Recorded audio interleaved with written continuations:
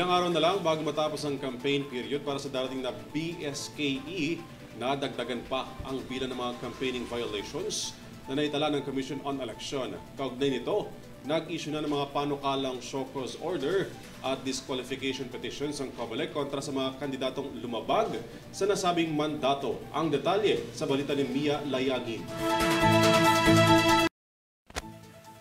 Habang palapit ang araw ng halalan para sa barangay at sangguniang kabataan positions, maigting pa rin ang isinasagawang pag-monitor ng Commission on Elections para sa mga kandidatong lalabag sa election guidelines na ipinatutupad ng ahensya. Ang ilan sa mga ito, nahaina na ng show cause orders at disqualification petitions dahil sa paglabag. Naghain na ng show cause orders ang Commission on Elections o COMELEC kontra sa 716 na mga kandidato ng barangay at sangguniang kabataan elections o BSKE na lumabag sa illegal campaigning regulation na itinakda ngayong halalan.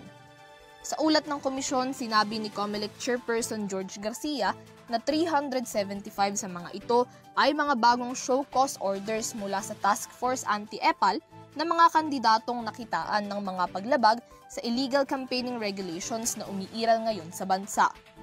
Kabilang sa itinuturing na illegal campaigning ay ang paglabag sa itinakdang laki ng posters at tarpaulin at ang paglalagay o pagpapaskil ng mga campaigning materials sa mga lugar na hindi sakop ng common poster areas at private spaces na walang pahintulot ng may-ari.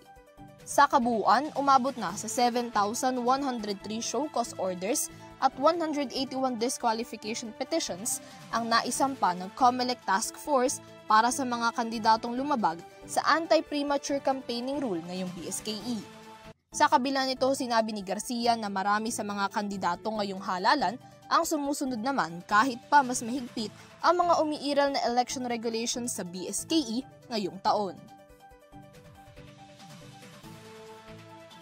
Para sa EuroTV News, Mia Layagin sumasaludo sa bawat Pilipino.